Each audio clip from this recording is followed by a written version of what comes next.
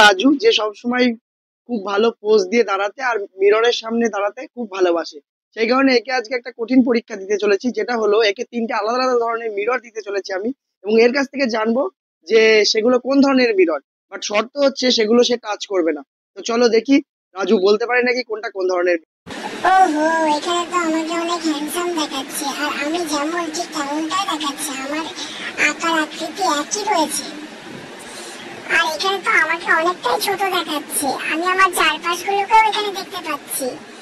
আর এই মিররটাতে, এই আয়নাটাতে তো আমাকে অনেকটা বড় দেখাচ্ছে। আমার মুখগুলো অনেক বড় বড় হয়ে গেছে। তার মানে বুঝতে পেরেছি এই মিররটা হলো একটা অবতল দর্পণ বা কনকেভ মিরর, কারণ এখানে আমার একটা বড় ছবি তৈরি হয়েছে, আর বড় ইমেজ তৈরি হয় কনকেভ মিররে। তো এটা হলো একটা কনকেভ মিরর বা অবতল দর্পণ, এটা তো আমি নিশ্চিত হয়ে গেছি। আর এটাতে যেহেতু ছোট প্রতিবিম্ব তৈরি হচ্ছে, ছোট ইমেজ তৈরি হয়েছে, তার মানে এটা হলো উত্তল দর্পণ বা কনভেক্স মিরর। কারণ আমরা জানি কনভেক্স মিররে একটা ছোট ইমেজ পাওয়া যায়। তো এটা হলো একটা উত্তল দর্পণ। আর এখানে তো আমার আকার আকৃতি সেম সাইজেরই রয়েছে, তাহলে এটা হলো একটা সমতল দর্পণ বা প্লেন মিরর।